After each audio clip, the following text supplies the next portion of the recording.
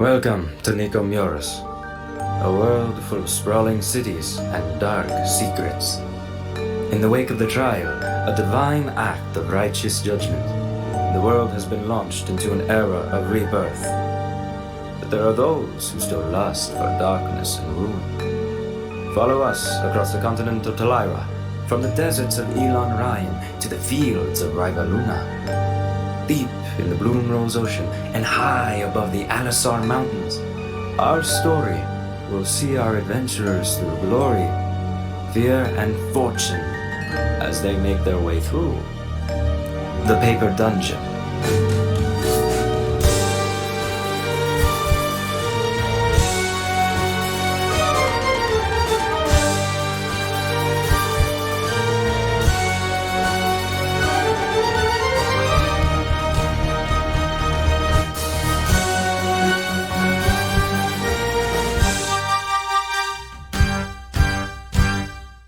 Hello and welcome to the Paper Dungeon. We are so excited to have you guys here for this group shot with Lydia and Grant playing their characters, Riniya and Edward. If you guys didn't get a chance to check out their solo shots, definitely go do that, as it kind of ends up we're picking up right after those, and so that's how you know where they are, and a lot of really interesting stuff happened in them, and definitely highlight the characters really well. So please go check them out. If you want, you can go check them out at thepaperdungeon.com. There should be links to them there, and you can also check them out. The VODs will be on our YouTube channel, The Paper Dungeon, and I believe they're being rebroadcast all this week, so or they should have been rebroadcast this last week, so they should be available on our Twitch as well. So definitely go check those out. But yeah, we're super excited to have them here. Do you guys have anything that you guys want to say? Let's get crack-lacking. Yeah, I'm also very excited, just as Lydia just stated, she's excited. I think it'll be a really good experience. I think Edward and Riniya will do well together. Let's hope Full so. Stop. That's not something you want to hear from your DM, but we'll carry on. I hope so, cool. Well, we'll go ahead and just get started with it then. We're going to start with you, Grant. Wow. Okay. Edward, you, if you remember, you were in the Silver Pegasus Inn and Tavern, where you had just, you arrived fairly late, or actually it was pretty early, and so the bar hadn't been opened. There had been one old surly dwarf that was in the tavern and immediately basically left as soon as you entered, at which point that has left you by yourself here in this tavern as you wait for the bar to open up to even have food, if you were to have that, or before you go about your business and everything like that. So as the dawn is rising, it's probably about 7 in the morning right now. You sit in this quiet, lowly tavern, just kind of enjoying the silence for just a second, as your life has been very busy the last day or so, and you haven't really had a moment to just sit down. The letter that you have in your pocket kind of weighs heavily, still not able to open it. And you just sit there enjoying yourself. What would you like to do? Well, I picture Edward taking out his journal and writing about the previous day. Definitely. Talking about kind of the start of his journey. And I also picture him almost sitting there nervously. He doesn't know who's going to be walking in. He doesn't know who the next person he'll encounter is. So I picture him perhaps stepping outside and looking around and see if there's anything open, anything for him to do, or anybody to talk to. Yeah, as you step outside in the middle ring of the city, there aren't a whole lot of places that are open right now. It is still pretty early. You can see a few people beginning to make their way towards their businesses and their establishments, beginning to open them up and get them ready. Mostly human, but every once in a while you see a gnome or the occasional half elf, so on and so forth. But there's not a ton of people that are out and about, and certainly not people that are looking to talk to you. They're looking to get their morning started and get their businesses started. But you could always stop and talk to one of them if you wanted, I suppose. Okay, yeah. I will go to wherever the nearest shopkeeper is, who's setting up. Okay, yeah. You begin making your way west around the middle ring.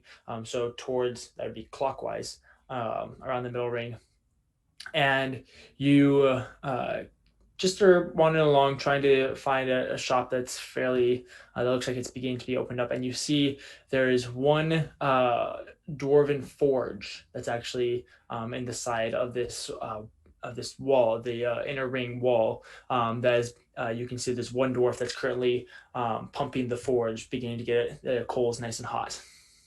All right, I'll totally walk up to him and I will say, hail and well met, good friend. Good morning to you. Good morning. I have a couple quick questions to ask you. All Is that okay? right. That's, I suppose. This is Okay. about my business. Are you looking for something? Maybe that might come up, but first, hmm, I just started, um, a bit of a mission, I suppose, and All I'm not right. used to being out on my own, I so can I'm tell. looking for, well, I'm looking for somebody who maybe could travel with me, um, perhaps a small group, something to help me along, or even point me in the right direction. Perhaps I just need some materials and I'll be well on my way. I just Uh, need a are bit you of looking to help. buy something or not? Um, Maybe. But first, if you tell me if there's a place where I could perhaps find people, then maybe, just maybe, I'll buy something from you. You, Is that okay? you listen. All right. So you're on your own. All right, and you can see he stops pumping the forge for just a second. He goes over and he grabs this like crudely built wooden chair with like reed going across it, like a wicker seat going across it. And he sits down and he puts his elbows on his knees and he kind of leans forward and he goes, "I remember when my son, God rest his soul, went out on his own. And uh, I understand the loneliness that comes with that and the desire to make friends and make your family proud and do all these things that you could be proud of and go explore the world. But I run a business. And if you're not going to buy something, then I need you to leave because I can't make friends for you. I'm sorry." okay. I completely understand. My father, you'd be quite surprised. He is definitely a businessman. What do you got for sale? Perhaps if I buy something, would you maybe point me in the way where I could find somebody who's helpful? Oh, a little give, a little take. Uh, Hmm?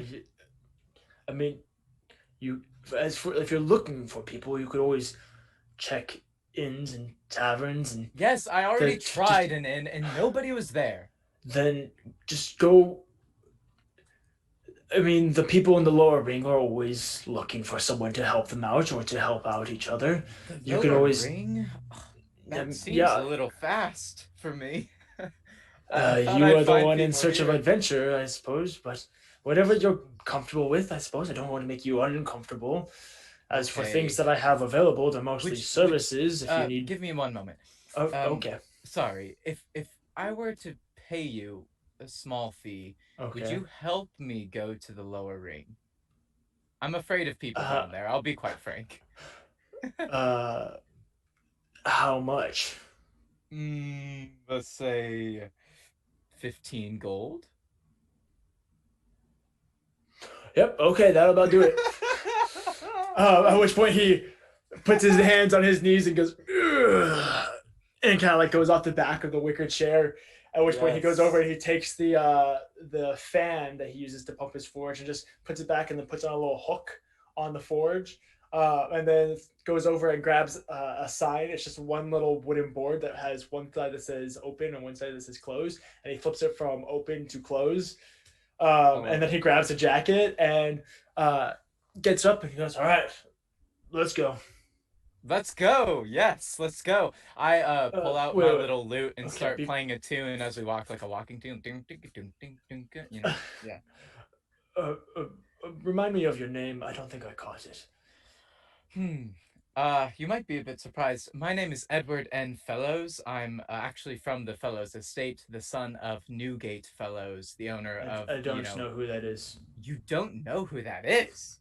You don't know who are you familiar with the Fellows company at all? I no. I'm Are I'm they? Are you a family shocked. of forge? Are you? Do you run a forge, or do you work Um, with materials that I would use? um, Perhaps.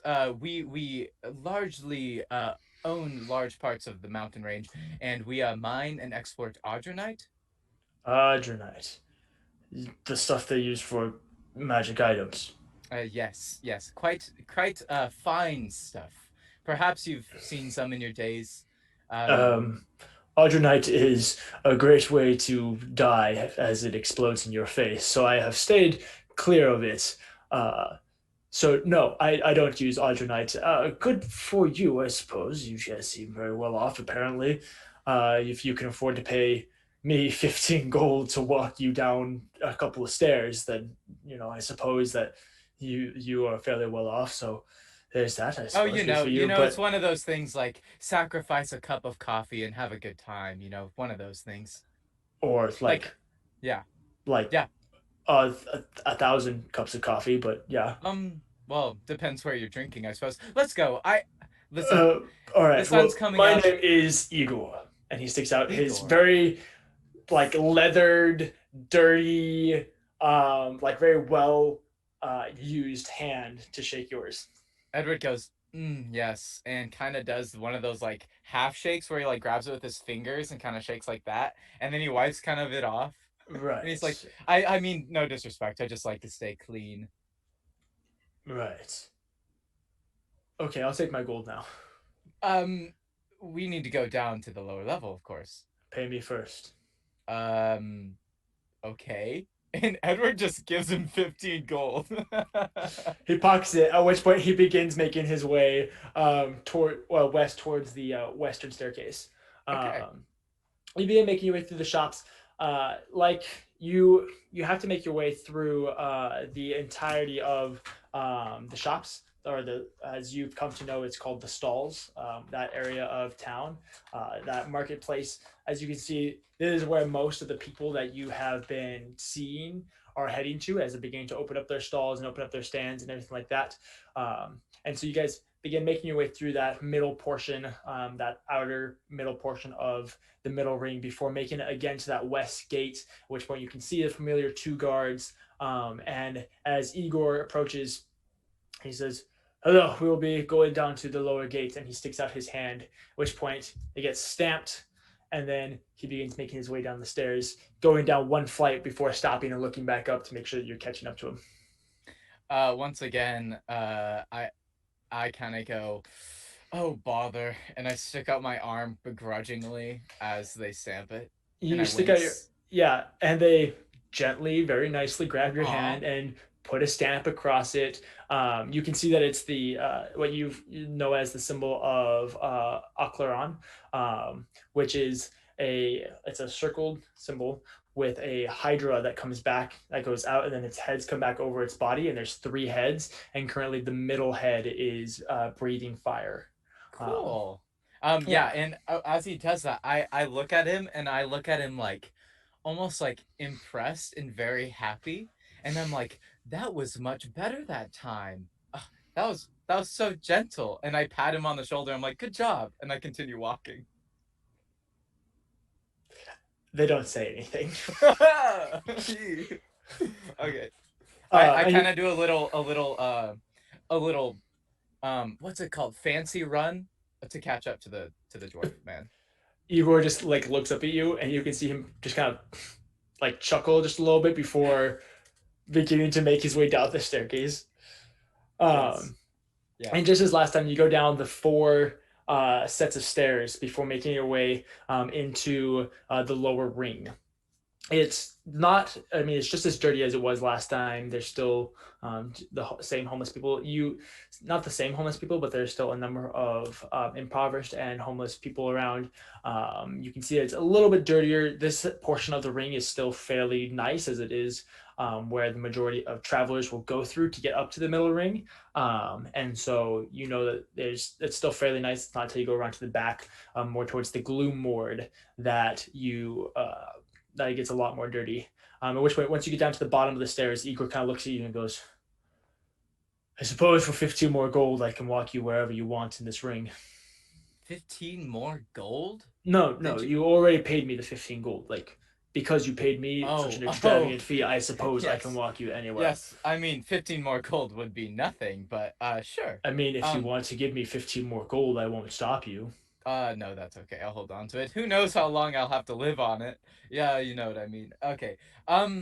So where's to next? We found the bottom of the stairs. That's true. We're here. I Yes. don't know how to talk to people here. Okay. Is there like a dialect? Common? Okay, I know that. All right, that's good.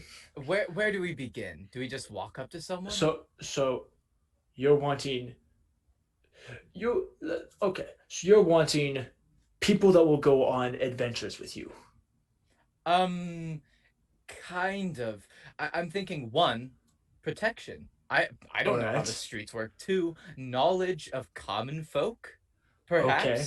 I honestly don't know where to start. I guess I'm just looking for a place to start, you know? All right, we're going to start with protection because I would feel that it is irresponsible for me to leave you down here by yourself.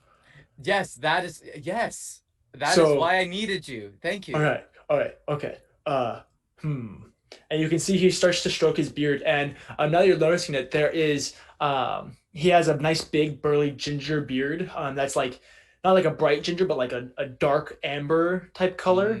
That is filled with like soot and just kind of general dirt. You can tell this man like tries to stay clean, but he works very, very hard, which is something you can notice between his leathered hands, stuff like that. He's like a very hard-working dwarf, and Cool. he has 3 strands that come off. Like he still has the big, burly, bushy portion of it, but the front of it, there's 3 strands that come down into a little braid, and you can see there's 3 little golden, almost like fishing weights is kind of what they look like, with 3 diamonds embedded in each one. So there's the 3 of those. You've seen other dwarves that have this. You're not really sure exactly why. You know, there are many like dwarves have their own traditions and stuff like that, cultural traditions. But you're not exactly sure why this dwarf specifically has this. It's just something that you've kind of seen. But that is what it is. Along with his weathered face, you can see that he has some nice bright green eyes over beneath big bushy eyebrows, leathered skin with wrinkles around the eyes and around the cheekbones and on the nose, a very wide, kind of very burly nose. And he puts his hands on his hips before stroking the braid a little bit. And he goes, all right, I know. All right, follow me. And he begins making his way west around the ring again. Off we go, and I start playing the tune. At which point he stops and he just grabs the loot. Hey, and excuse me. You don't want to do this here. And And then just lets go of the loot and it keeps walking. I brush off whatever soot he left on my loot, and I'm muttering to myself like, "How could he? I just polished it this morning." And then I put it back on my back, and I start walking, kind of harumph, like, All right, and walk off. Edward, come here. As he's walking. Okay. And once you approach, he stops and he turns around and he just grabs your shirt and he pulls you in real close. Okay, listen to me very carefully. We're going to the Gloom Ward. Okay, this is where Gloom Ward. Okay. the Gloom Ward. This is the ghettos of the town of Athala. Wait, okay? this isn't already the ghettos? No, this is a luxury compared to the Gloom Ward. But in the Gloom Ward is where you find a very specific set of people. People that have very specific sets of talents that you seem to be looking for. Dancers. No. You're looking for protection, right? Oh, yes, sorry. Okay, I yes, was thinking try to about pay music. attention. And he just taps your head a little bit. Okay. But in the Gloom Ward, there are very, very dangerous people as well that will not stop if you do anything. They will just straight up murder you. Oh, Okay, so that big Okay. old fancy loot on your back, and the fact that you walk around like you own the town puts a big old target on your back. So I need you to relax a little bit and listen to me. And then he wipes his hands across your No, face no, no, no, please, no, and no, no, kind of no, like wipes his hands down your shirt. no, please, I'm begging you. At which point there's not a ton of dirt. Like his hands were washed and stuff like that before he started working. But you know, being in the shop, there's soot and there's ash and stuff like that. Yeah. At which point it dirties your face and your nice white linen Oh, shirt this is is kind of awful. grayed. I've never been this dirty since I was maybe 5. All right, relax, okay? It's just a shirt. You can buy another one. I'm My sure of it. complexion. Okay. Also, uh, I've I'll try to act relaxed, I guess. Not yes, relaxed, but not like vulnerable. Does that make sense? You know, you want No. to be comfortable in the environment, Okay. but you don't want to be a target. You know, So act. Edward takes a deep breath and he kind of like slouches his shoulder and makes his face look almost like a smirk, but you can Uh, tell he's still like struggling really hard with the fact that there's like soot on his face. uh-huh. So he's like his face Uh, is red and he's sweating, but he's like trying to look relaxed. all right, good enough. Whatever. All right, follow me. At which point he begins making his way west around the city again, and it takes a good while. It takes probably about an hour and a half of you just walking around the circle, as this is the largest section. This is the largest ring, and it takes a good long while to walk around.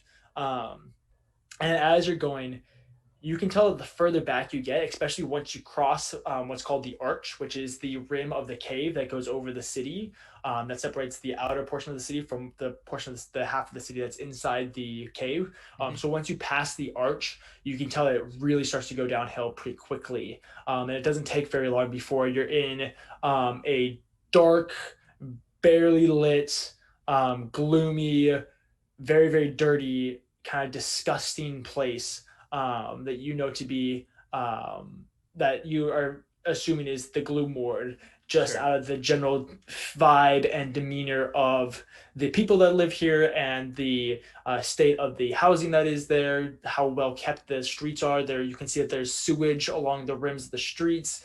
There's dirt everywhere. The houses here are small and shabbled. um, So I have a and quick question. yeah, hit me. Um, where are we in relation to the shop that I went to with Charles in this ring? So the shop that you went to, you went down the west entrance and then you started heading east around the front of So the it. opposite way. Yeah, so you're Okay. basically on the opposite side of the ring. Okay. You would know that the shop that you went to is on the front half, still not beneath the arch, but in front of the arch on the Sure. eastern side of it. And right now you are on the west side, just beneath the arch, beginning to enter the west side of the Gloom Ward. And so Understand. you're basically like exactly diagonal across where that shop is. Sure. And so you guys begin making your way, and you can see now that there are pretty shifty characters that are going through. You can see a lot of people hidden beneath cloaks with the hood pulled over their eyes. The even the guards that are here, the members of the guard that are here, their armor is dirtied and well used. Um, you can see that there's like bloodstains and dents and stuff like that. And they've tried to buff it and keep it clean, stuff like that. But the people that are stationed here are well weathered soldiers, you can tell. People that have been in the service for a while and aren't afraid to have interventions and stop people. Um, Edward prances over to Igor, okay. and he bends down and he says, Igor, these people definitely know what they're doing, it looks like, but should I have like a disguise or something? I feel like everybody's mad at me. Just, They are. okay. This Um, uh okay. All you gotta do is just gonna relax. We're gonna find you someone nice and big, someone with big scary teeth. It's gonna be rad. It'll be okay, and we're okay, gonna take care of you. Okay. okay. All right. Just But trust still, me. should I have a disguise or something? Do you have a cloak, perhaps? I mean, I would never dream of wearing this elsewhere, but we're here, so. He takes off his jacket that he's wearing. Do Oh, you want this? I suppose. You go to put it on, and his shoulders are probably about 4 inches wider than yours. So it's literally like a 10-year-old wearing his dad's cloak, even though this is a dwarf. So it goes down to about your knees, where this goes down to his ankles on him. But it's so like much, it's like way wider and overfitted in the shoulders and along the chest and stuff. Sure. So it's very oversized for you. You know when somebody's like just gets covered in water and they like raise their arms up with their fingers facing down like they just got wet?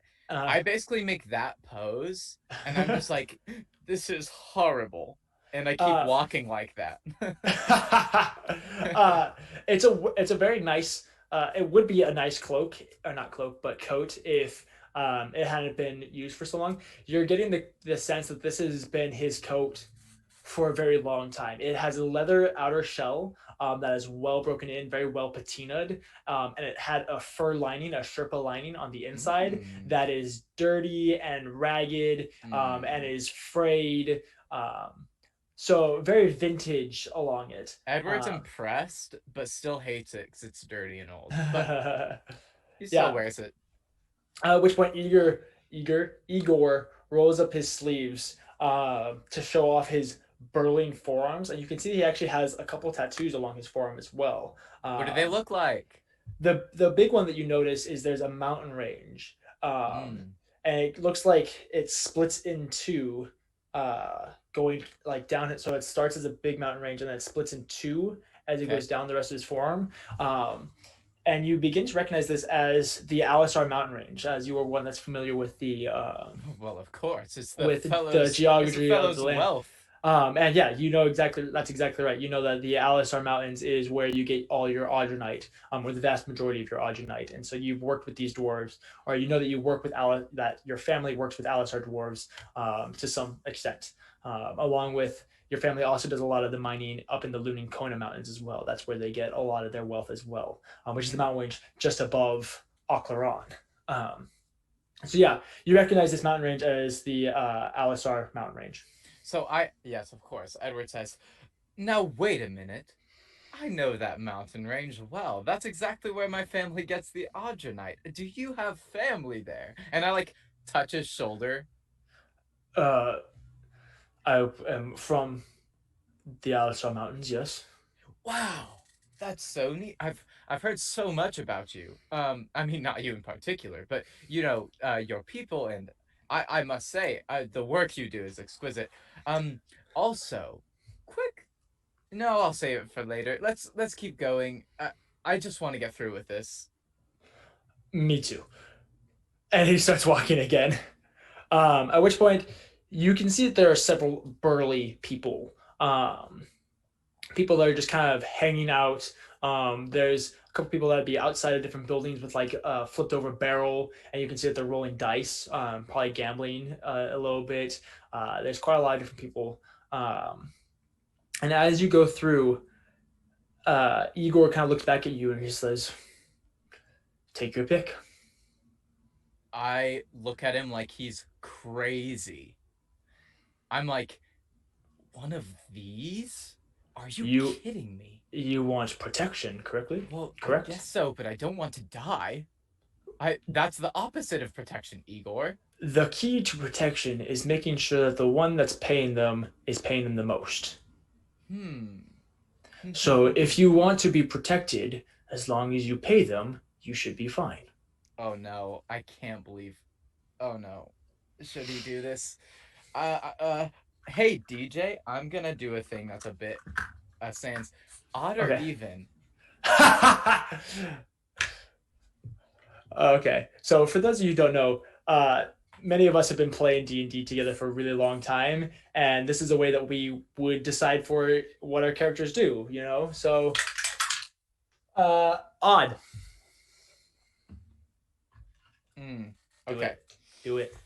Oh boy. Edward goes, fine. And he whoa, is there like a small box? Like small a box. Crate or something around? Yeah. Edward just scurries and like grabs that and sets it next to Igor, and he's like, you asked for it. And he stands up and says, who would like to accompany me? As soon as you do that, Igor grabs you by his coat and rips you off the box. What are you Why not? It would be easy.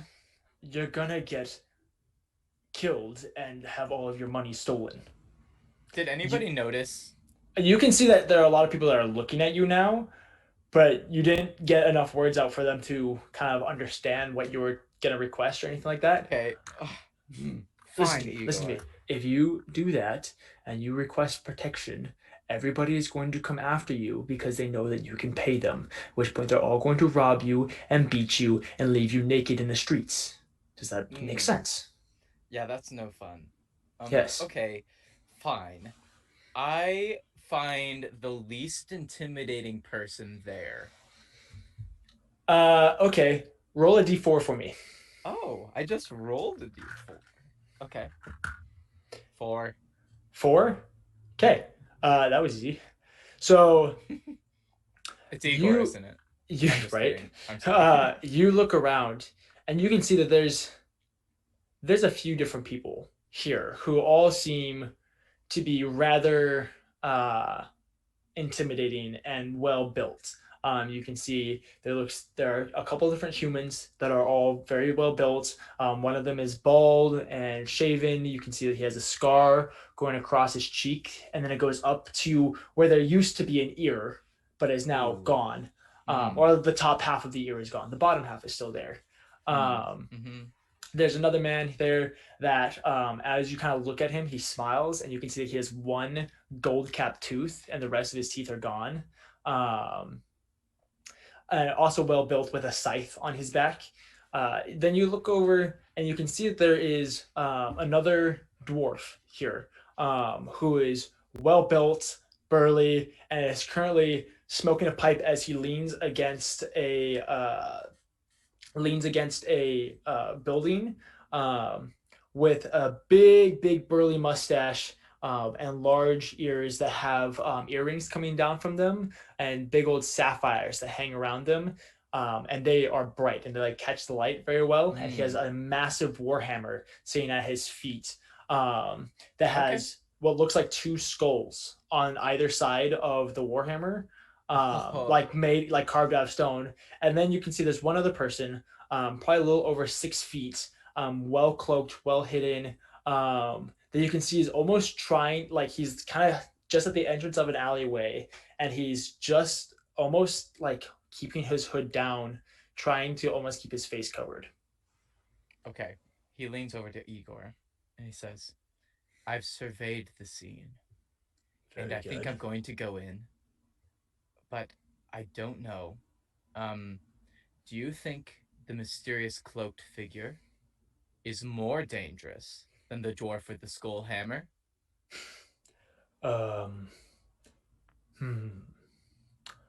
Oftentimes, those that are mysterious don't like to show off their abilities because that would give their enemies a way in, like knowledge is half the battle type thing. So that one yes. might be better. Like in my opinion, someone that's trying to show off is asking for a fight. And I as you can see, this dwarf is flaunting the fact that he has riches, which isn't necessarily what you're looking for, right? You're not looking for someone that's going to pick fights. You're looking for someone that will protect you when you get in a fight because you're an idiot. Yes, okay, that's quite enough, Igor. I get the point. And I walk away from Igor and I walk towards the hooded figure. Okay. And I like kind of like look around, like over my shoulders, Mhm. making sure nobody's paying attention, Mhm. and I like scoot sideways along the wall towards him. And Okay. I say, "Hail and well met." Tarak, squirrely little human with that you've noticed has a dwarven companion with him. Oh no! Awkwardly scoots over to you like a little schoolboy who like has a crush on a girl on a bench and like scoots his butt across the wall before leaning over to you, not looking at you, and just says, "Hail and well met." Yeah. I look just directly down at his little tiny face. I don't say anything. I look at the dwarf. The They dwarf seem just, to be together. the you can see the dwarf just kind of go, please. Do I see the dwarf jewelry? You can see that he has 3 little braided ornaments in his beard. Yeah. Okay. Completely ignoring. Well, I very quickly say, well met. And then I immediately I get on my knees, I bow my head, and I put my palms face up, and I say, if you've come to take me, then you can take me. So did I see his face? As he like looked down at you, you saw 2 large tusks and a scar that goes across the cheek that allows for his teeth to be shown through like torn pieces of flesh and what looks like burned, probably from like an acid burn, pieces of flesh looking down at you. So I could gather probably that Tarak is indeed an orc. It looks he looks orcish in nature, yeah. I say, 1 moment, and I like scoot away towards the dwarf, and I like kind of get behind the dwarf, and I'm like, that's an orc. Oh, an orc. An orc, and I really don't want to die. You can see Igor like immediately have a very split-minded personality. Like he had like half of his brain is like, okay, I gotta help this idiot out, but the other half of his brain is like totally fixed on something else. And you can see he kind of strokes his beard before not acknowledging you. He just walks over to this new friend of yours. I say, wait, no, what are you doing? Shut up. Mm. And he goes over and he just gets down on one knee and he kind of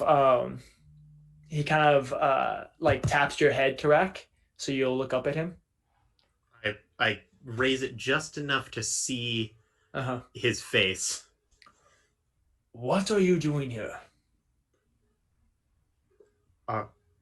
I'm searching for another orc. Were you not informed by the captain of the guard, or the captain?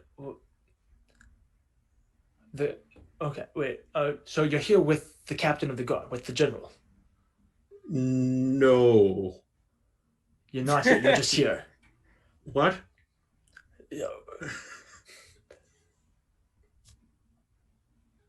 I don't know what to do in this situation because I don't know why you're here, but you're not being aggressive.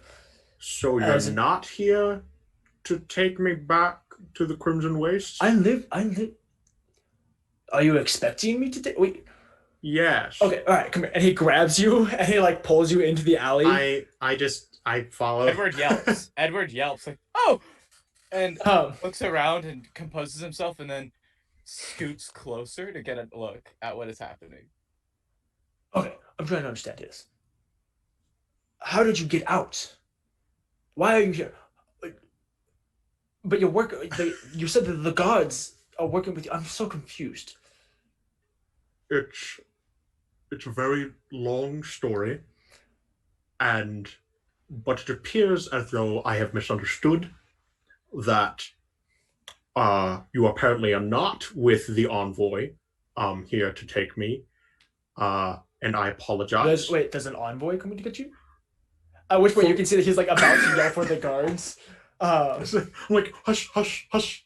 I swear I'm not here to cause any danger. I'm searching. There's another orc. At this point, Edward actually interrupts. And Edward goes, "Did you say you're not here to cause danger or trouble?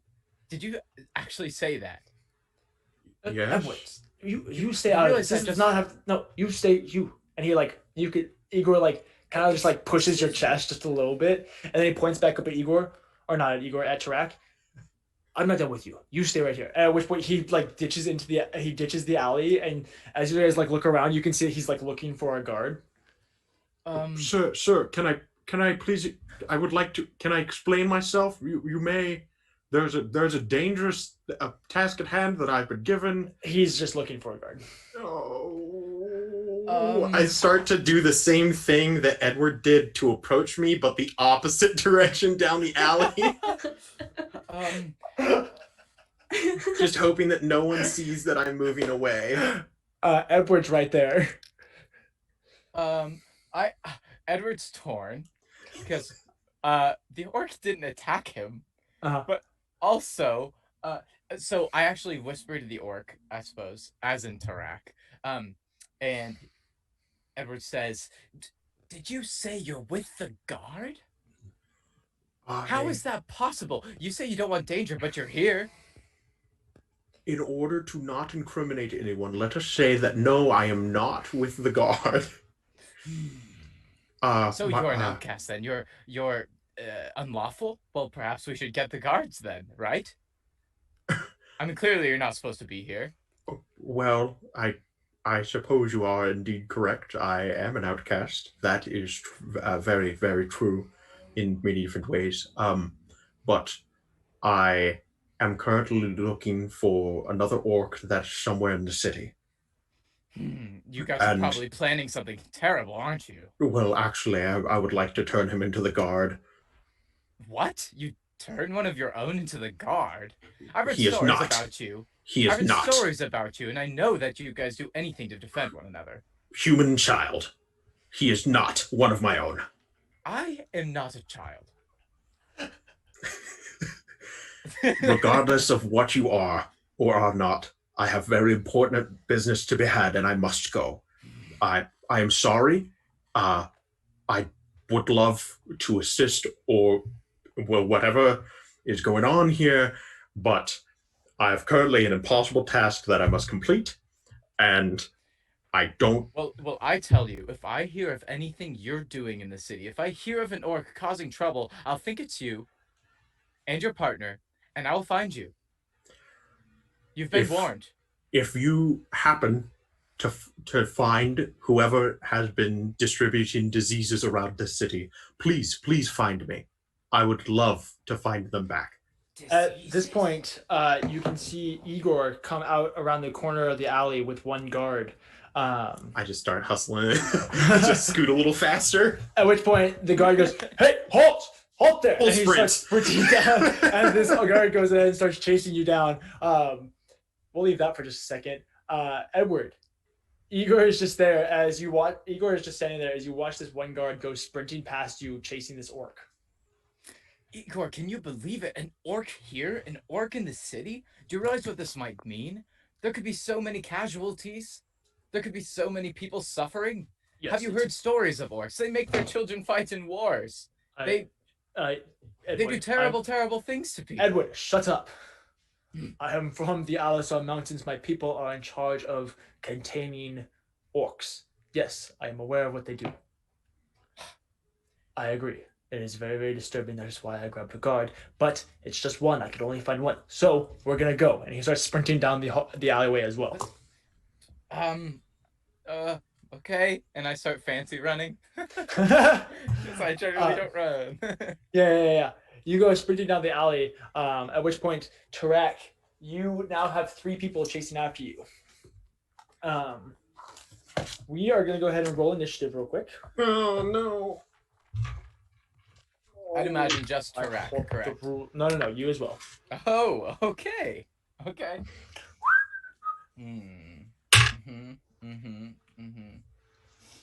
That's above average Nice. by a fair margin. All right, Mr. DM, you're gonna do the countdown thing, aren't you? I am going to do the countdown. I love the countdown thing. It's one of my favorite parts of the game. Yeah, let me pull out a D20. Just oh yes, the DM. The nice dungeon vault. Taking out nice his D20.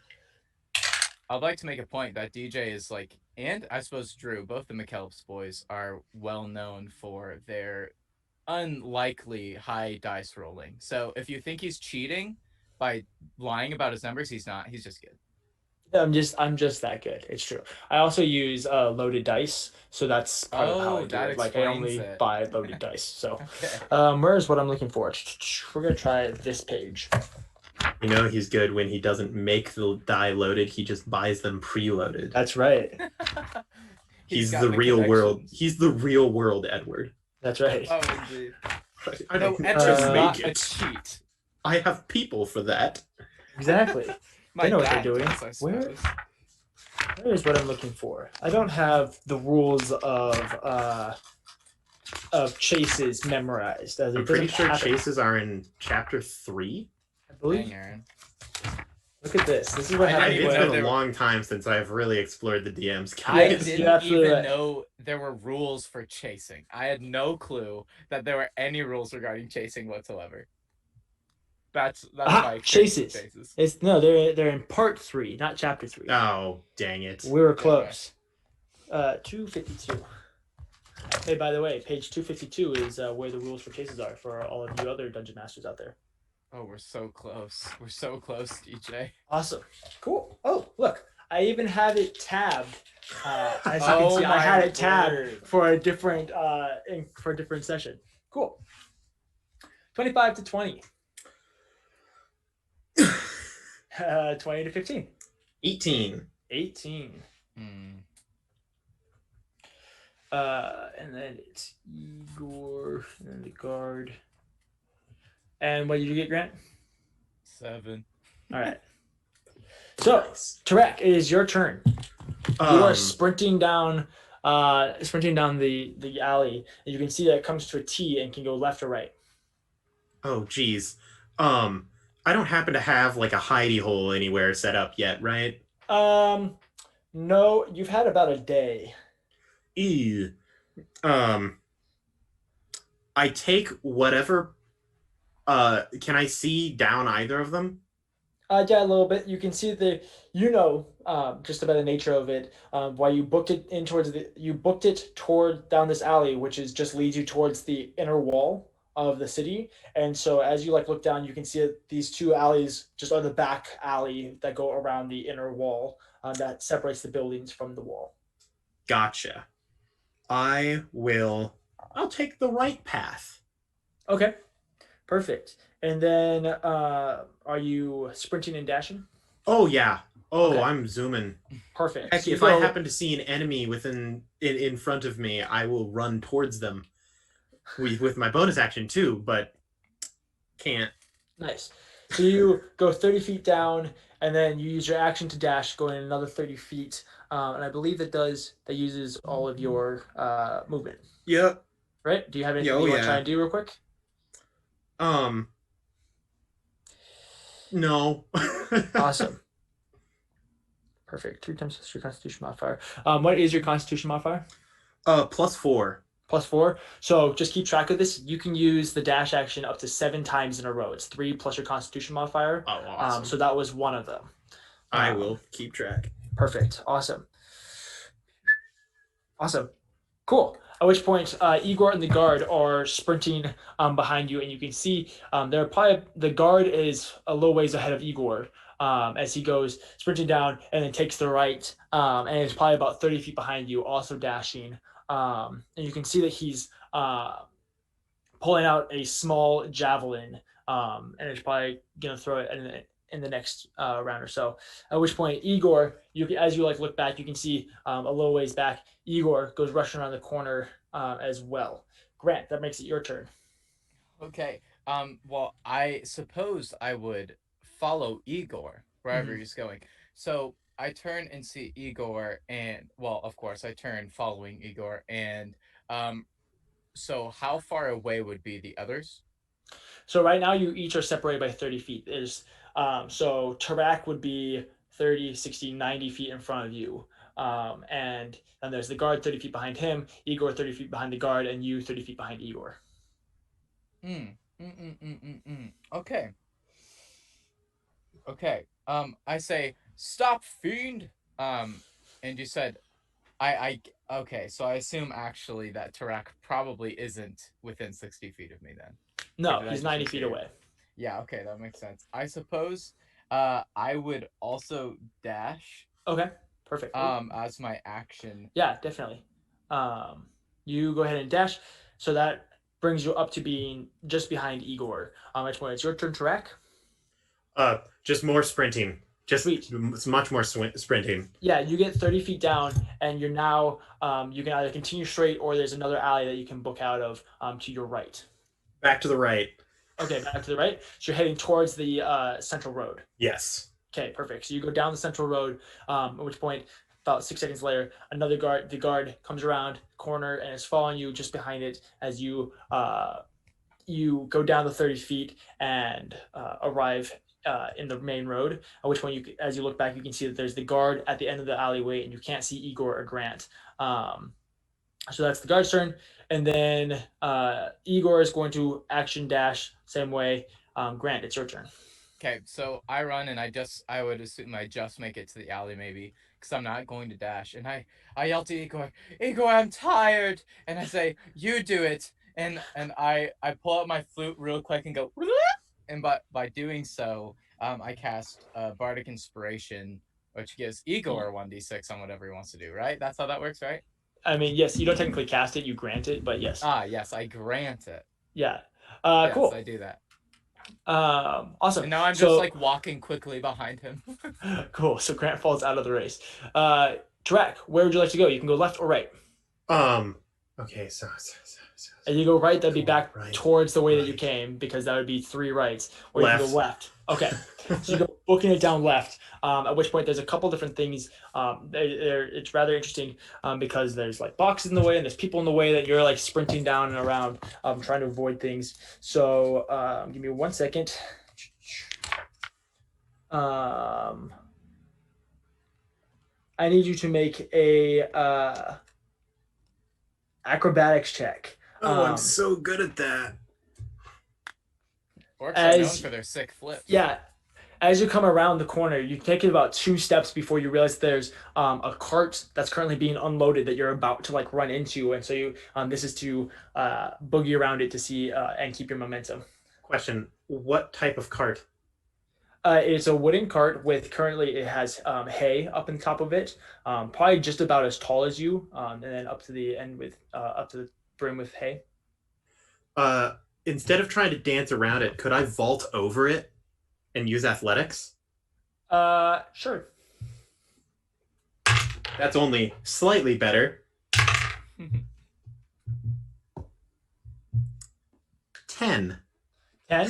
So you go around this and you see this cart, and in like 2 seconds that you're right there, you're like, all right, gotta vault over it. At which point you go and you go to put your hands up and vault over it, and you grab the top of it and go and get your chest up on it before you roll off the side of it, and that counts as 10 feet of movement right there. So you get another 10 feet or so before your turn is over, which gives them a 10 feet gain on you. They're gonna go around the corner. Let me roll for them. Yeah, nice. So they will come around the corner and they see you just barely rolling off the cart and sprinting down. And so both the guard and Igor go sprinting around. Grant, it's your turn. I jog a little and maybe make it to the next alley or something, just within wherever I am. Do I see like like a carriage? That's kind of crazy. Or like the equivalent of a fantasy bike, perhaps? Is there anything that could at all help me get closer without me putting in more effort? So you're at the base of the alley, right? Yes, or a horse. Or... So you jog your 30 feet to the next alley, and as you look out right, you, for just a moment, realize that if you go 30 feet that way, that will put you just in front of Tarak. Wow. Tell me, I was so hoping you'd say that there was a penny farthing just like propped up against a wall. Yes, I go, how about that? And I just kind of quickly jaunter over there happily. Yeah, so you use your dash to get out, and you're just in front, and as you step out in front, you can see Tarak is like barreling towards you. Ah! That's my turn. Tarak, it's your turn. You like, quarterback tackle, like spin move around this cart as you like fall off of it, kind of plant your hands, get up, and take like another step, and then you can see the squirrely little man that went up to you, and you're just about to crash into him. Go ahead and make. Okay, what would you like to do? Okay. So I count as a large for the purpose of pushing, pulling, or carrying. Yeah. Would that mean that I would still be under my weight capacity if I was carrying this boy? Yes. I just pick him up and go. Unhand me. I say, I'm so sorry. I'm so sorry. What are you Grant, you doing? resist. I didn't mean for this. Well, of course Edward resists, but first he yells out to the others, "I'm going to die! Help me!" I suppose I'm just pounding on his back, but I would imagine even, yeah, I'll resist. I'll try. But Yeah, I'll Go ahead and Edward's roll just contested back. athletics. Oh, good. Ugh. What'd you get? You first. 9. Okay, I got a nat 1, so which is so fitting because I picture Edward's not even trying; he's just yelling and pounding him on the back. I'm carrying him like I'm bridal carrying him. I didn't even throw him over the shoulder. I just scooped him up. I'm just running, and I'm just like, I didn't intend for this. I'm sorry. I panicked. I can't set you down until I stop moving. I'm so sorry. It's similar energy to like Shrek and Fiona when Yes. Fiona's pounding on Yeah. his back and Shrek's just carrying him. Yes. Yeah, 100%. So Tarak, you go barrel into this. I won't even say it's an action. I'll just have it as a free action. You just whip this boy up as he's like literally 90 pounds. So you just pick up Edward and go barreling down to use your action and dash. Yes. Okay, perfect. So that's what, 3 for you? That is my 4th. That's your 4th. I have 3 left. Perfect. Sweet. Let's see. Let me just check something real quick. So the guard, just want to make sure that I do. That's the wrong thing. This book. Oh, So many Let me books. double check. too many books. Sweet books, 6 pages, bruh. So the guard, so if that's what you're forced, the guard again is following you, action dash, and has gained about 10 feet on you. So he's only about 20 feet back, at which point Igor, you can see it goes barreling down and is right next to the guard. Edward, it is your turn. Okay. So they're getting closer. Supposedly. Yeah, supposedly. Okay.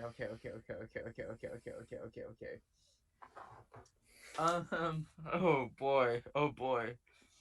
I would like to actually cast Minor Illusion in Okay. front of Tarak. So like kind Okay. of behind me, I'd imagine. Or in front Yeah. of however he's carrying me. Yeah. And I'm going to try to Minor Illusion a swarm of bees. Okay. Just in front of us in the walkway. Sweet. Yeah, I believe Tarak has to make a check, or do you? I believe he has to fail like a saving throw, right? I'm looking right now. Let's see. If a creature uses its action to examine the sound or image. Oh. Nope. Nope. I don't know if they do. I think it's only if I actively attempt to Yes. look at it. That is what I'm saying. If they use their action, then they make a DC save. All right. Cool. Yeah. So there's a swarm of bees. Awesome. Anything else that you're gonna do on your turn, Grant? I'll yell, "This is horrible!" That's it. Awesome. At which point that brings us up to Tarak. Tarak, in front of you, there seems to be a swarm of bees. What are you going to do? Okay, so I see the swarm of bees. It and I makes think about to a myself, 5-foot cube. I think to myself, well, I could take this.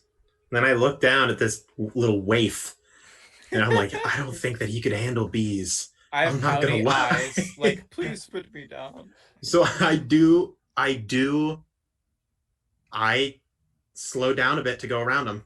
As you're going around, I won't even say that you need to slow down. You just the pathways are about 10 to 15 foot wide depending on the building that they have on the sides. Oh yeah. And so this being a 5-foot cube, you can pretty easily just boogie your way around it. Oh, great. Yeah, I do say, cover your eyes and any soft bits just in case. and I he wouldn't want you to get soft bits. stung. Yeah, so you go around this, and Grant, you can see since you're being carried, you look back first of all, is there anything else you're gonna do on your turn, Aaron? Oh no. Just dash. Yeah. Perfect.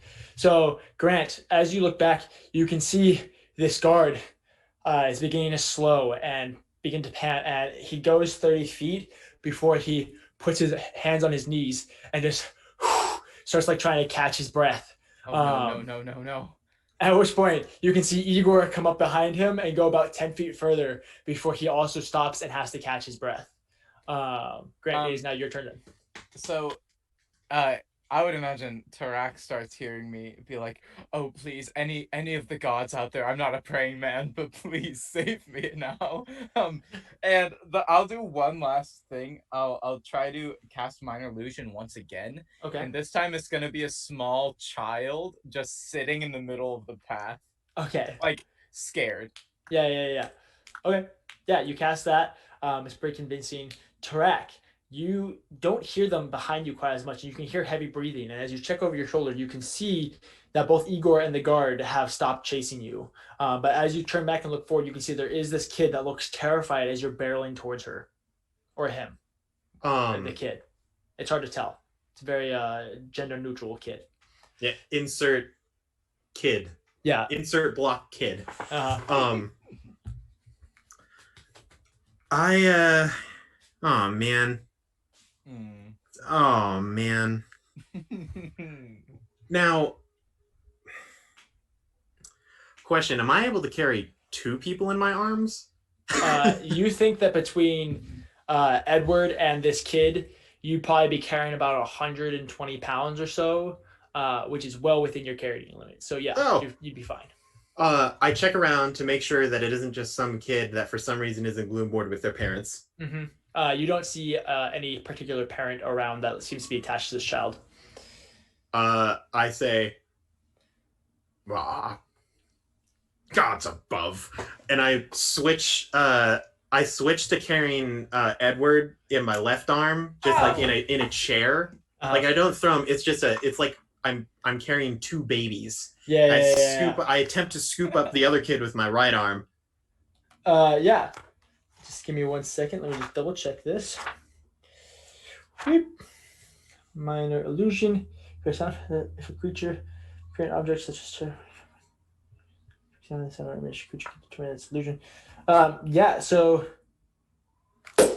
you go to scoop it up, and as you do, your arm just passes right through the child, at which point it disperses. I say, hell's bells, there are specters in these halls. I just keep sprinting. Edward looks over at him and says, "You would take a child?" And that's all. So you go sprinting down, at which point you've put about 60 feet between you and the guards. Still carrying Edward. Edward, it is your turn.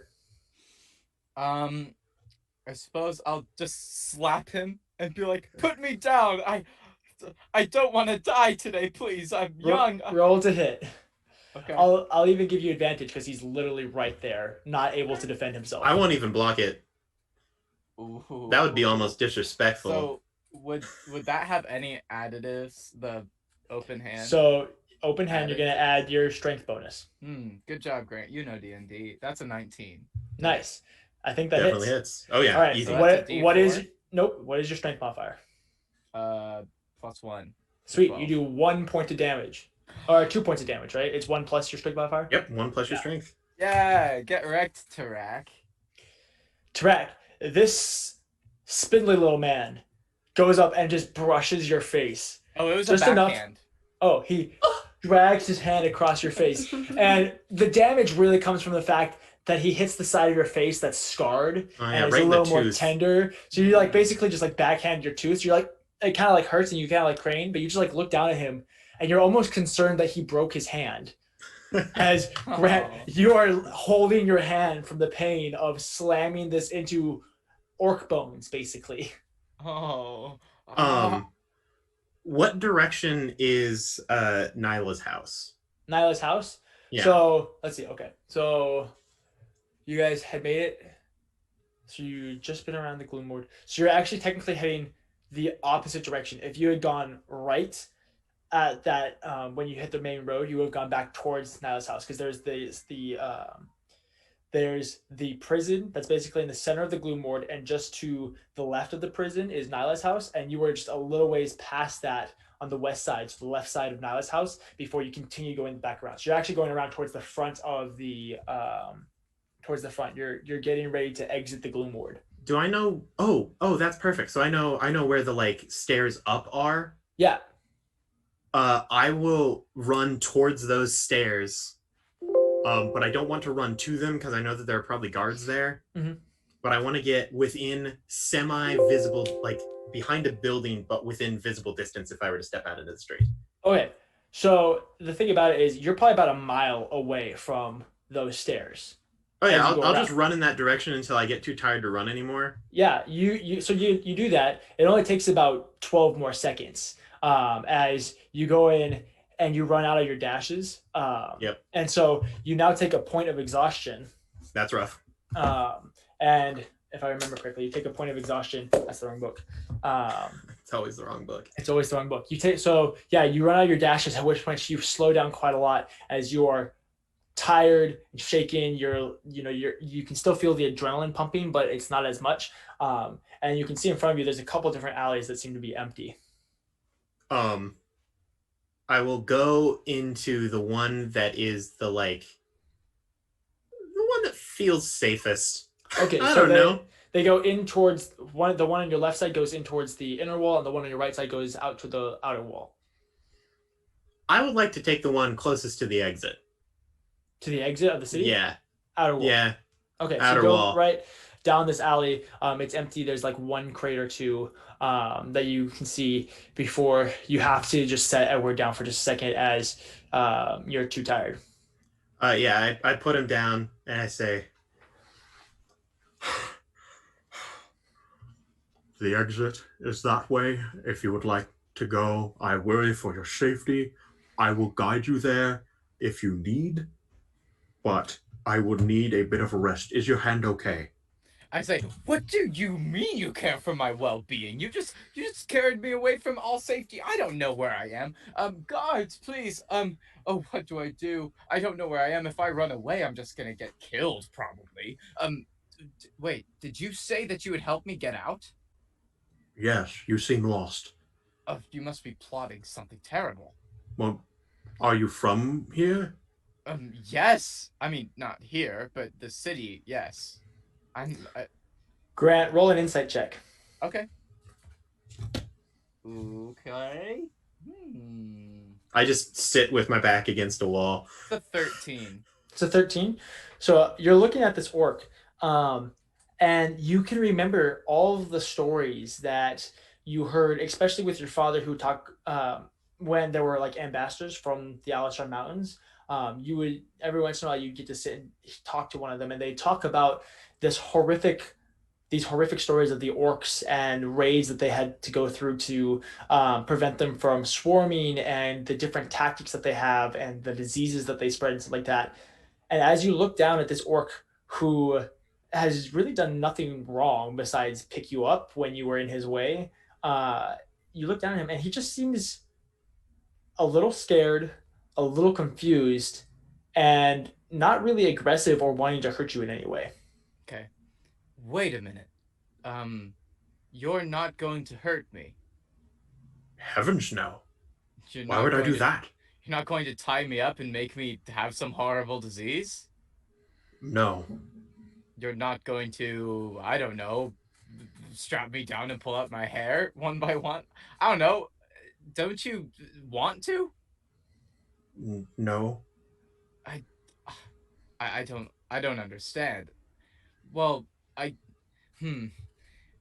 don't really have anywhere else to go, and it looks like you don't either. Maybe You would be right. maybe you could help me out, and then we can go our separate ways and forget this ever happened. That would be fine. Is your hand okay? You never answered. Kind of hurts, I guess. Come. I beckon towards me. We'll keep our distance. Where do we go from here? I mean, I'm sure the guard is looking. I mean, And- it'll take a little bit before I'm ready to go anywhere. I haven't sprinted like that since I was a boy. But you appear to be a musician of sorts. I tried not to Yes. hurt your instrument on your back when I picked you up. Thanks. It's a terrible thing for a musician to have an injured hand. Are you sure? At this point, Edward just kind of laughs and he's like, "Well, um, I is this like some character? You're so nice to me right now. This is so strange. I I still don't know if this is a facade. I don't trust you, you know. We're not friends. We're not friends. I just I'm scared. I want to get out of here. Okay? So let's focus on that. Stop talking about my hand and let's go, okay? I'm not gonna lie. I literally just ran like a mile. And although you are quite light, it was not enjoyable. I'm Fine. gonna need at least like 20 minutes I minimum. I also play a little tune, I suppose, and I grant him some guidance begrudgingly just to Mhm. help him out. Okay. But in the meantime, I guess I kind of just stand there cross-armed, kind of huffy and nervous, just waiting to get out of there. I um I well, while we were running, I didn't exactly have the time to introduce myself or ask for your name, and that was terribly rude, and I'm very sorry.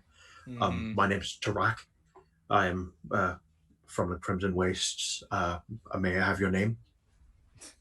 Well, I suppose it's Edward and Fellows. I'm of the Fellows family. You might have heard of us. We kind of own the mountains that you guys tend to, prance around. That is very nice. I'm sure your family is a wonderful group. Yeah, they're pretty great. We're kind of known everywhere. We're kind of a big deal. And you're from the Crimson Wastes, you said? Yes, in between the peaks of the Alstar Mountains Oh lies yes, I'm a aware. desert. I'm aware. Well, are you ready to go yet? I'm getting nervous. I can manage. Let's go. You lead the way. I don't know where I'm going. Edward, as you're setting up and everything like that, you've just kind of been fiddling with stuff in your pockets. Just trying to like have something to do. And as you've been filling, you've kind of rested on that card that you got. And you pull it out and you can see it's actually a lot brighter than it was beforehand. We're close. Oh, I know somebody who could help us. I start kind of walking one way, and then I walk the other way, and I'm Okay. trying to decide which way is the right way to go. As you go back towards where Tarak just took you, it begins to slowly get a little dimmer. Okay. And then as you go back towards the way that you guys were going, it gets a little bit brighter. I turn to him and I say, "Okay, follow me. Don't try anything, and we might be able to get out of this." And I just start walking, and By I all check over means. my shoulder every now and then. Okay. Yeah, you start leading him. Tarak, you stand up, pull your hood over, and just stand like a silent sentinel behind him. And you guys begin making your way through, and you walk a pretty good ways, about a mile or so before on your left is that, and as you're going, it gets much nicer. Now that you've been to the Gloom Ward, it makes the front of the city look like there. The people that are there look like they just are homeless and not out to get you. And as you go just a little over a mile, it takes you probably about 15 minutes to walk it or 20 minutes to walk it. You can look to your right, or not your right, your left, and you can see the stairs that you descended. And you remember that you had gone past that way to the left to get to that shop. And as you keep going, the card gets a little bit brighter and brighter. So you begin making your way past the stairs that you came down, before eventually finding yourself. There's that main courtyard that are on either side of the stairs. And you go through that before making your way towards and around that lower amphitheatered courtyard. And you can see the one blackened shop with the dingy windows, and the puppets on the inside of it. Yes, we found it. We found it. Follow me. Stay quiet. And I quickly walk in the front door. Okay. Just as you're about to walk into the front door, we're actually going to hop over to Lydia. Yes.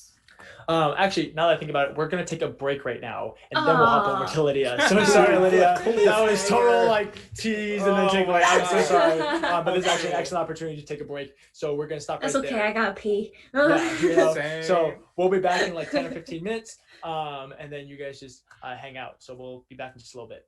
We just got back from our break. If you guys remember, Grant and Tarak, or Grant and Aaron, Edward and Tarak, whatever you want to call them, have been having quite the interaction, and they just made their way towards this blackened, basically a hut that had a nice display window, a very big, large display window with a couple hanging puppets in it.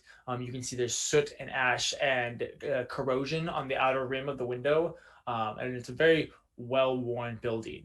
And that's where they left off. And now we're going to start with Lydia. So, Riniya, you wake up and immediately just feel a soreness in your wrists and your shoulders as you realize that you're hanging by your wrists down like this, shoulders extended, very like iron cross style from these two wooden straps. And you can see that as you look out in front of you, you are in the hut that you found in the forest when you'd gone through the portal. In front of you, you can see there is a large pot as you are strapped to what looks like the side wall of the hallway that goes back down towards the room. If you remember, there's the living room in front, and then there's a little like shack or a little corner of knickknacks, and then there's the kitchen, and then there's that one hallway that goes back towards the bedroom, and you're basically strapped in on the very edge of that bedroom, just in front of the kitchen, hanging there from your wrists. All of your stuff is over in the corner. And you can see that this cauldron is not currently lit, and the house seems to be quiet at the moment. And you're just sitting there by yourself. You don't know where Samuel is. You don't know who's doing what. You don't know where this woman is. And you just are there by yourself. What would you like to do?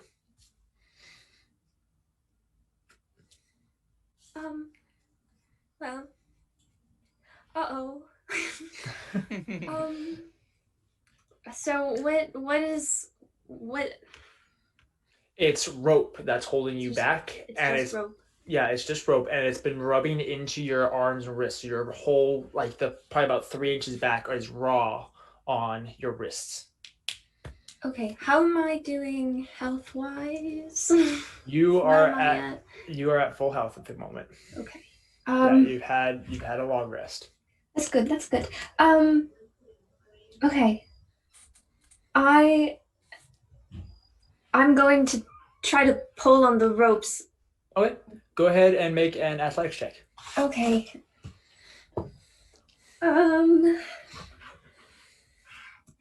That's dirty 20. Wow. Okay. So you go in and you pull hard on the right, and you pull and pull and pull, and you feel the snap as you don't break the rope itself. As you can see, when you go and you pull on it, it glows this blue for a second.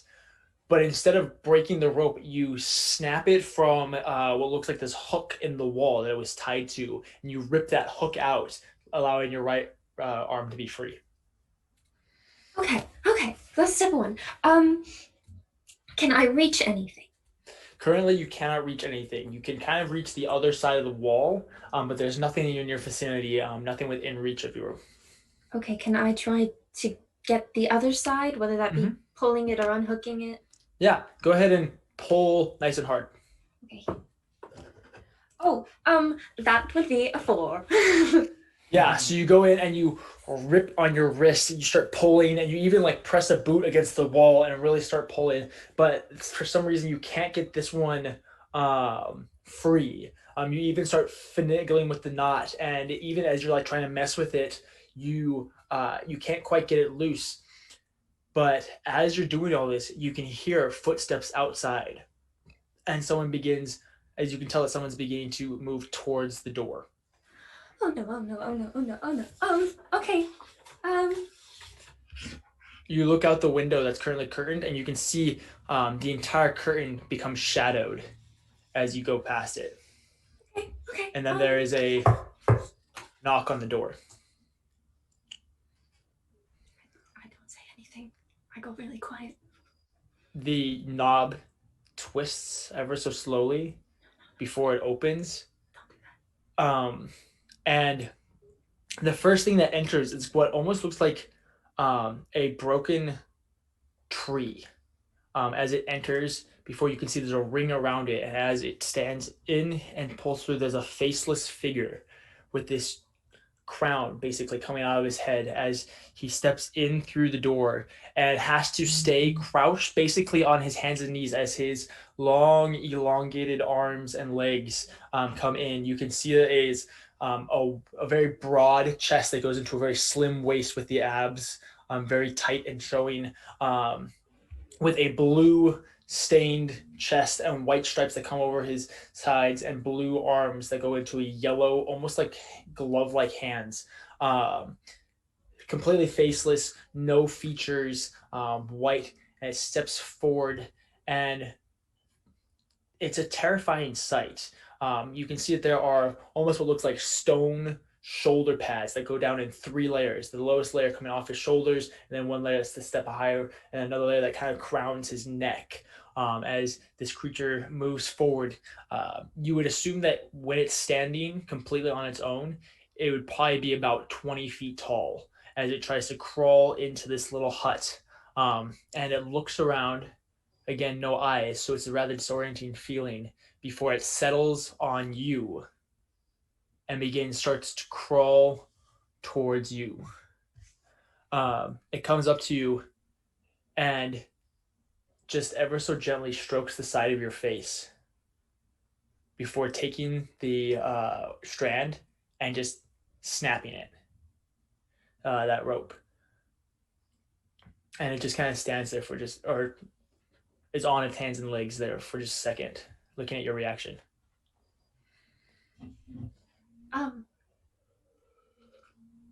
So I'm free? You're currently not bound. Well, you still have the bindings on you, but you can move tied them. to the wall. Mm-hmm. And Riniya is not really phased by the look of this thing. It's more a disturbance of where she is and what she knows about where she is. To a certain extent, this creature is also like very just disturbing in and of itself. It's a very scary sight as this thing goes through, and it just is this weirdly shaped, oddly proportioned, monstrous thing that has no face and no way of emoting. Thank you. It nods its head before kind of crawling backwards, and it tries to like turn around, but it's too big and it can't actually like turn around inside the hut.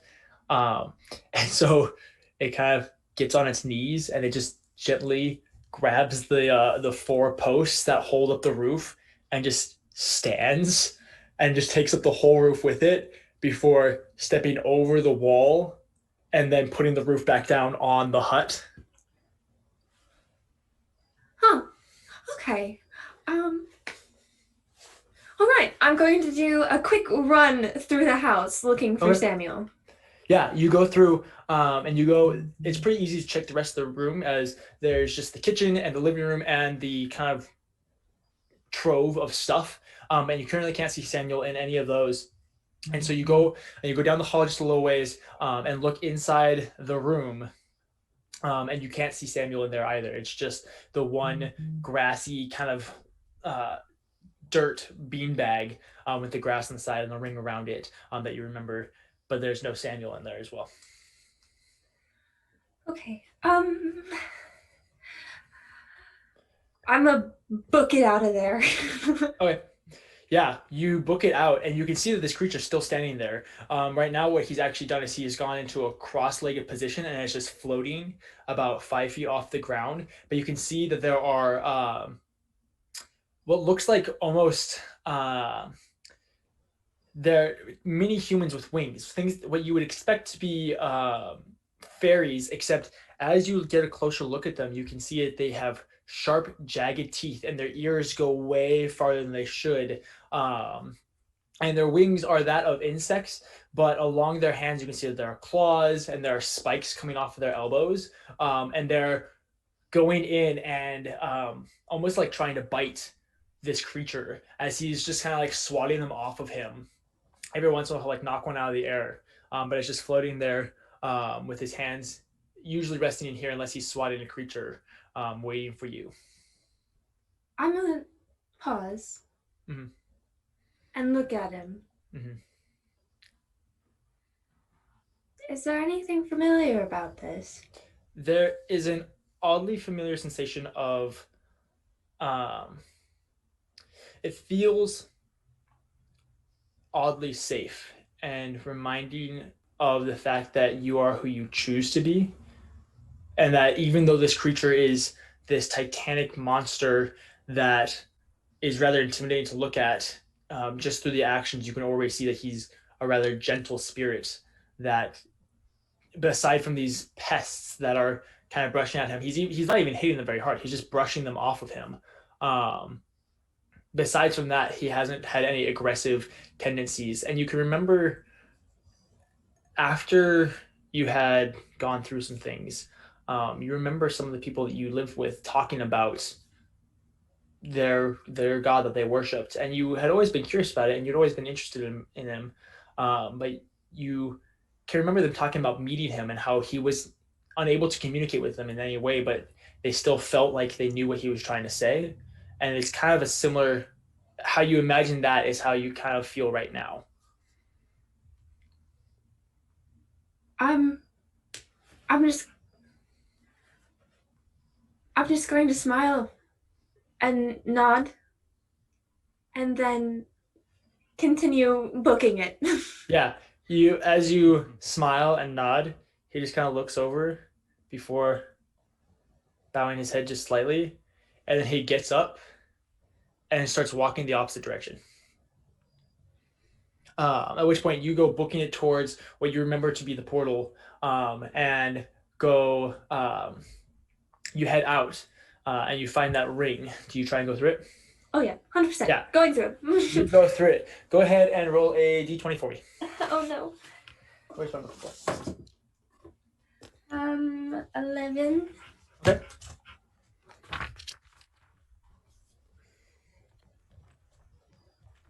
Okay, give me 1 second.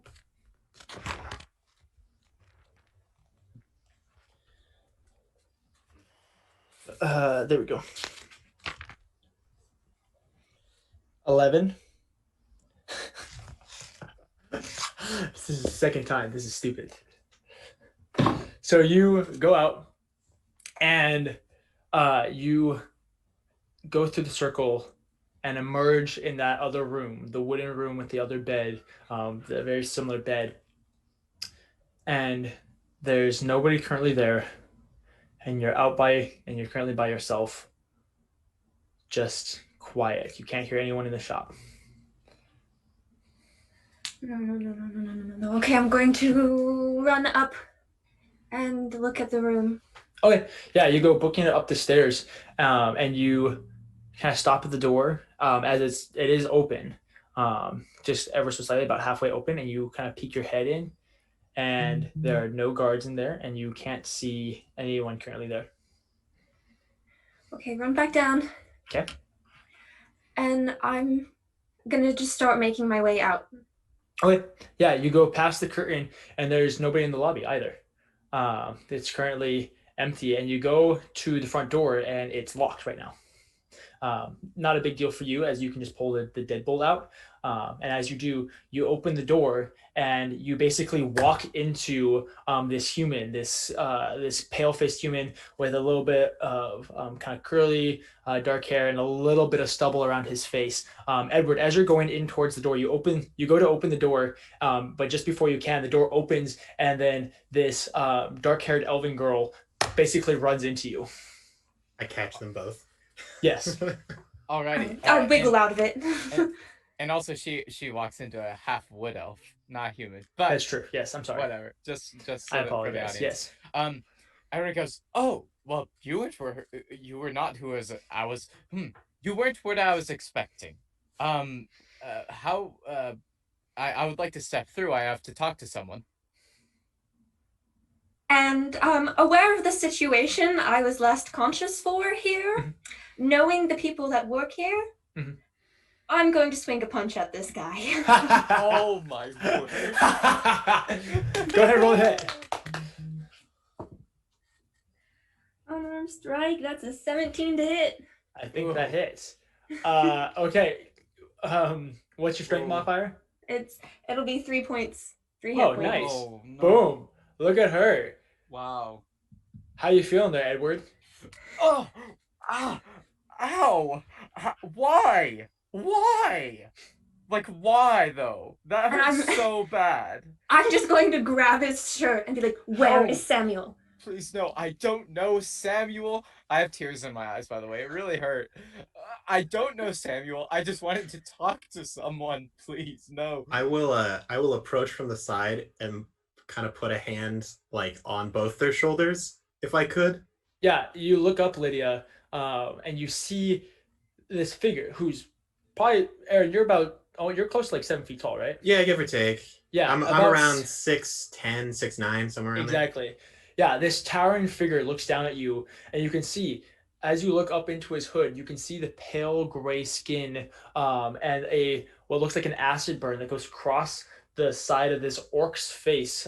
His cheek almost melted away with his large tusks coming up just to the bottom tips of his nose, putting a hand on both you and this figure in front of you, this wood elf in front, or this half elf in front of you. My goodness. There appears to have been a misunderstanding. Let's just calm down. You stay And out talk. of this. You stay out of this. Yeah. What is happening? Why did you punch me? What are you doing here? Are you with her? I have this, and I pull out the card. That I'm means looking nothing for to you. help. What am I supposed to do with this? And I'm just gonna let him go and start pacing. I was looking for someone. I met her the other day, and she seemed nice, and I just need somewhere. I need help. I don't know. Grant. Edward, this young lady appears to be very distressed. I'm distressed. Yes, you have been for the past however long we've been walking. Mm-hmm. Maybe if you helped someone else, it would calm you down. Let's just see what's wrong. I am not Let's just- 5. I don't Then need stop you to... acting like it. You close your mouth. I look towards the girl that ran into The me. elven woman. I say, yeah. what is happening? I need help. That's why I'm here. Why are you here? Why did you punch me?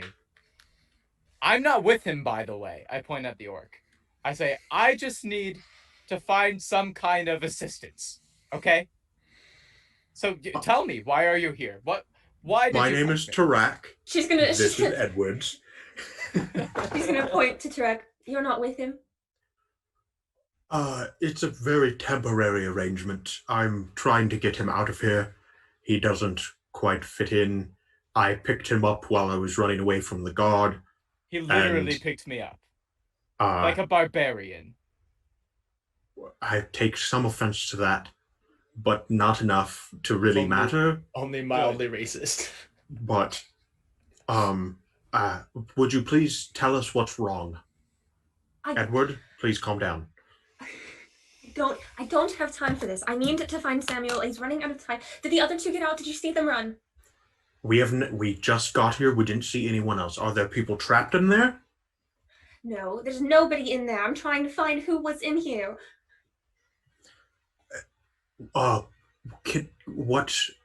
Tell me what happened. Deep breaths. I don't know. There was a toad, and I thought it was my friend, and then it wasn't, and I just needed my kids back, and then I got 2 of them out, I think, but I don't know. But Samuel's gone, and I need to find him, and I need to make sure he's okay. And there's Okay. Are you sure it wasn't just a bad dream? You said she's gonna go ready to punch again. Roll to hit. I will Go. interpose if I can. Go ahead and roll to hit, Lydia. Aaron, I'll say you give him a quarter covered. Oh, I well, think it's half or 3/4. Yeah. Let me just I double rolled a check. There 2, you go. so. Okay. Grant, whatever your AC is, add 2 to it. Oh, okay. Not right So- now, just for this hit. Oh, I Lydia- understand. Yeah, it's 15, Lydia rolled so. a 2. Okay. I Yeah, was like, so were you about to strike me again? Were you Why? accusing me of having weird fantasies when I'm Okay, clearly okay, going I after some understand. trouble? We're all freaking I out. don't have Let's time just. for this. And I go back in the shop. I Okay. follow her. I Ranting. will also follow her. okay. I'm Yeah. So for those of you who this is the first time in, so it's track. You enter into a shop. You go past. You can see to your left, immediately to the left of the door. There's a little, what looks like a bookshelf that has a variety of different colored vials and different things on it. And just past it is a counter with a curtain behind it that looks like it goes to a back entrance. And then around the front side, just to your right as you enter, there is the window that you guys looked through that has the hanging puppets. And then past that, there is a bookshelf that goes through the middle of the room and a couple of bookshelves that go around the outer rim. And they're all filled with knickknacks. Things such as strange plants. You're talking about animal skulls, rusted weapons, old armor, gems, jewels, a weird assortment of what looks like possible musical instruments made from weird substances. A variety of very rare and not rare, but like very odd and mundane, not mundane. Macabre. That's the word I'm looking for. Macabre. Things. Macabre. I will once again just gently put a shoulder on this poor girl's shoulder and say, now, I understand that you have someone that you need to help, but rushing in will only get you in trouble. I will assist you in whatever way I can if there is someone in danger, but do not hurry too quickly. I don't know what to do. I don't know where they are. I don't understand any of this. It's okay. I'm start shuffling through the shelves and seeing if I can find anything. Okay, roll an investigation check. Okay. While she does that, I'm going to divine sense Okay, just to see if, like, is it remind desecrated me. ground? That's Fey, fiend, or undead. Yeah. And it also shows consecrated or desecrated ground. okay. So there is a Fey entity in here, Oh, that's unfortunate. Like in here? within the 60 feet. It looks Okay. like it's from where you're standing, facing the back of the room. It's just a little ways to your left, like to your forward and to your left. I will, while she's searching through books and stuff, I will go and quick look to see what it is. Okay, yeah. You go around the counter and Just past real the- nonchalant. Yeah, no big deal. You go past the counter, behind the curtain, and you start making your way. You can see that there's a pretty tight hall, and half of it is taken up by a stairway going upstairs, and then the rest of it is a hall that looks like it goes to a back room. Which way would you like to go? Oh, whatever direction the They're both Fey going was. up. They're both going that Oh, direction, shoot. but you just can't tell how high it is. I can't tell elevation. Oh, that's Yeah. the worst. I'll try the stairs. Okay, you go up the stairs, and you can see there's a door that's like half open, and you just kind of peek your head in it, and you can see what looks kind of like almost a lounge area. There are 3 couches along the 3 walls, the left, right, and back wall, and then 1 chair just past the door. And as you look through it, you don't see anything in this room. Okay.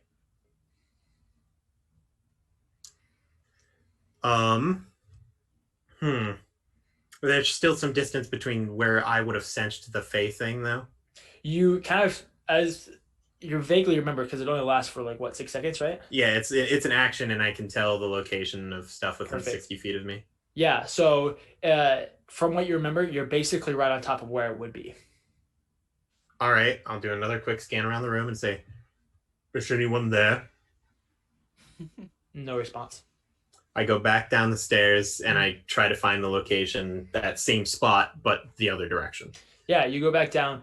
At which point there's a door, and you open the door, and it's into a rather green room. It has wooden floorboards that have almost like mossed over, and you can see that there's a bookshelf that has a large variety of more knickknacks and a lot of books that all have kind of uh, this dirt and hue to it, things growing on it. Um, in the center of it, there is one, basically a bean bag, but it looks like it's made out of dirt and grass, like just covered in this layer of grass with a veil around it, like a hanging curtain around it. And you can see laying on that bean bag, there is a large toad, probably like like this big around, a large toad, and it just kind of looks at you before going, And I could assume that this is the location of the Fae thing. yes. I've never encountered the Fae before. I don't know how this deals. Mhm. I say, please wait a moment. I will return post haste. Forgive me. I head back upstairs and I find those two.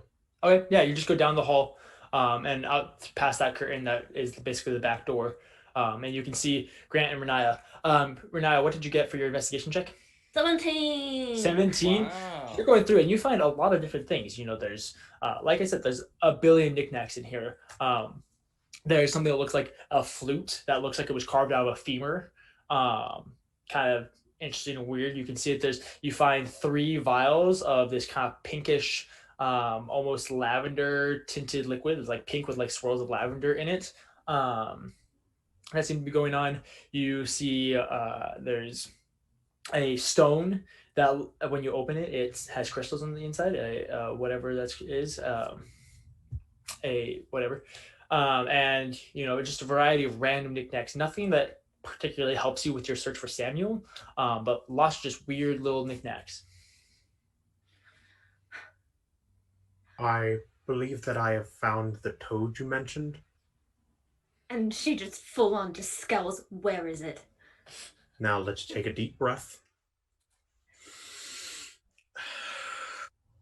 Release your anger. it's only a toad. How bad It could is not a be? toad. It is most likely a familiar. And judging by the marmots in the window, there's probably a witch somewhere. A witch? Here? Something of the sort. They remind me of the priests of Luthic. Well, we could just leave. That's what I've been saying this whole time, if you haven't heard me. We could You are welcome to do so, but I heard that there is someone named Samuel trapped here. I'm not leaving until we find him. I wouldn't ask you to. Edward, you may go if you would like. You can wait outside. I don't think I can do that alone, so I guess I'm stuck with you two. Riniya's going to look over herself. Does she have her things, or did she leave them behind? No, you grabbed them. When you went Okay. back, you did a once over everything and you grabbed your stuff. Good. You're not like that kind of DM. Thank you. and I'm just gonna pull out my mace and start walking to where Tarak came from. Okay. Yeah, you go down the hall. You follow. didn't see where he went past the curtain, so you know that you could either go upstairs or downstairs. Downstairs. It's lying on kind of a moss. It's beanbag, yes, I know. And I'm gonna go after it. Okay. So you enter the room and you can see there's the frog laying on, like lounging on the grass bag. I'm swinging. Okay. Do you go past the veil? Oh shoot. No, I don't want to. Okay. So you go up to Jesus. the veil, and you can see the creature. I'm just gonna lean in. I'm like, the second you come out here, I'm squashing you like the little bugs you eat. I'm gonna back up a little bit. At which point it like gets up on the higher portion of the beanbag and like looks back at you, and like licks its eye, and then it hops off. But it disappears basically. It hops off and then it just disappears. It doesn't go past the veil or anything like that. It just keeps going through. At this point, Edward walks up and says, "Wait, who are you talking to?" And I start to walk through the veil. I start to walk in that direction. Okay. You go through the veil. Okay. And as soon as you step through, you're no longer in this wooden room covered in moss. And now you are in a lush green forest with little insects flying. You can see there's lots of undergrowth, and as you look out right, you can see that there's a small hut, probably about 40 or 50 feet away from you. Currently with like the classic like round stonework hut with like the thatch roof that goes down over it. I look Uh, back. Is there still a veil? Like, you can see that there's the beanbag and the veil, but you no longer can see the room. I look back and I say, guys, this is amazing. This is some next level magics. I've never seen illusory magic this good. What are you so afraid of? There's no toad. You guys can't hear any of this. I sigh and I I just- head through the veil. I say, Wait. I would, if he died, I would feel really bad. Because I kind of was the one who he brought me here, but it is still my fault. And I'm sorry. Do you know what this veil is? It leads to some weird swampy forest. There's a scary hut. Just bring him out. I will do as such. I will try. I will go through the veil. Okay. I need one of you to roll a d20 for me. Ooh, Whichever me. You? I'm much Okay, worse you. at this than Lydia. 7. 7? I think you're still lucky. Below average rolls, the best type. That's argumentative. I should just memorize what page this is on. Ooh. Perhaps you tabbed it earlier. I didn't. I should have. Yeah, here we are. Dang it, Aaron! Oh man, I'm so excited. Okay, anyway, I'm ready to just get eviscerated. right? Yeah, so you go through, and it's the same thing. It's that swampy, lush green forest with the hut that you can see off in the distance, and currently Edward is just standing in there. Edward. Yes. The young miss has advised that you return quickly. You realize she's like tried to punch me like twice. Yes. Should I really listen to her? I mean, this place is wonderful. Look at it. If I this couldn't be delighted in dangerous. violence, I would have probably punched you more times than that. I'm not going to lie. Okay, I see. Who's the bad guy now? I think it's still you. Well, we could go check out the nice looking hut over there, or we could just go in the shop and make no progress. Like, I'm still looking for someone to help me. Maybe that toad guy knows a thing. Well, the toad we should not speak to. In fact, if we see the toad, we should try to remain out of its vision. Okay, fine, Mr. Know-It-All. We'll go through the veil, look around, but if there's nothing, and I have nowhere else to go, then maybe we can give it a shot, okay? So I'm walking through the veil, look, and I push past him and walk through the veil, and I look at the girl and I say, I hope you're happy. It was pretty cool in there. Maybe if you gave it a shot. And I walk back towards the main room, upset. I will also go back through the veil. Nice. Yeah, you re-enter the shop. Sadly to say, Edward did bring up a relatively strong point, where if you are looking for Samuel, then the best place to look may be in the hut. It's where I was. Where you said you released 2 others? No. Okay, it's a long story. So, I was working in an orphanage. There were these 3 kids. They got kidnapped, so I went after them because the guards are useless here. So then it led me here because I thought it was really sketch here. So I came in, and then there was this toad who I followed, and I thought he was my friend and was going to help me, and then he didn't. And then I go upstairs, and there's these guys. I told one to leave. It was pretty cool. But then I found all 3 of my kids wrapped up. I tried to save them, but only 2 of them were able to run. Samuel didn't, so we have to find Samuel. And then I woke up. I was trying the crazy green lady went hacha, and I went down. And then I just woke up, and I was in that hut tied up. And then a pretty cool guy came and released me, and now we're here. Can you lead me to where you found the 3 the first time? Yes, and she starts going upstairs too. Very good. Edward, as like, once she was kind of finishing up, Edward peeks his head around the corner from the main room and says, "Did you say Samuel was a child?" And she just calls down from the stairs, yes! And keeps going up. Well, I suppose that changes things. Children, I mean, children, they can't do things for themselves. If he's in danger, I suppose it's worth a look-see. Oh, wow, you're my hero. And I keep going up. Come You on, see orc. Tarak's eyebrows kind of furrow in a confused manner when you say that children can't do anything, but he follows you anyway. Upstairs we go, I think. Yeah, definitely. Sorry, there it is. So you guys go upstairs, and you actually enter the room, and you can see that it's fairly dimly lit. There's no light coming in right now, and so it's just whatever the light is from the hallway coming in. But there's 3 couches, one chair, and the rug in the middle that currently is residing inside here. So this is where the 3 children originally were? Kind of back there. But like I said, I untied them, and 2 of them started to run, but Samuel didn't, and then the green lady stopped me. Green lady? Who's the green lady? No, she was big and scary, and I thought I could take her, but I was wrong. I'm not stellar. Can I try to look and see if there are any form of, like, maybe she had mud on her feet because she lives in a forest, or like I want to track them. Okay, roll survival. I want to track them through carpet. That's a 13. Okay.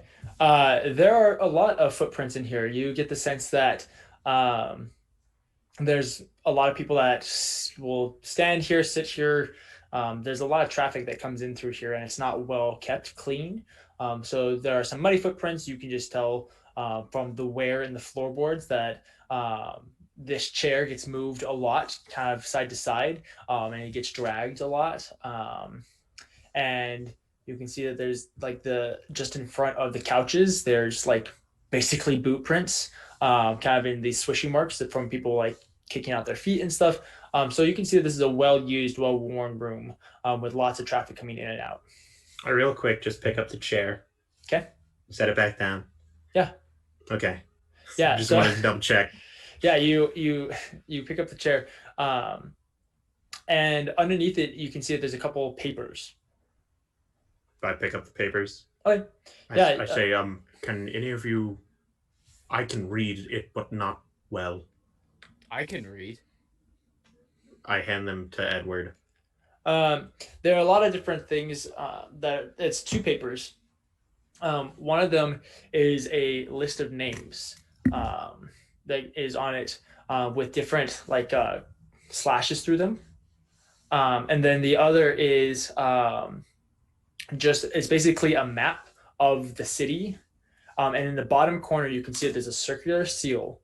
And inside it, there looks to be a conference table with at the bottom of the seal looks like a pair of horns that come up and around, and a moon over the that like cascades over the conference table.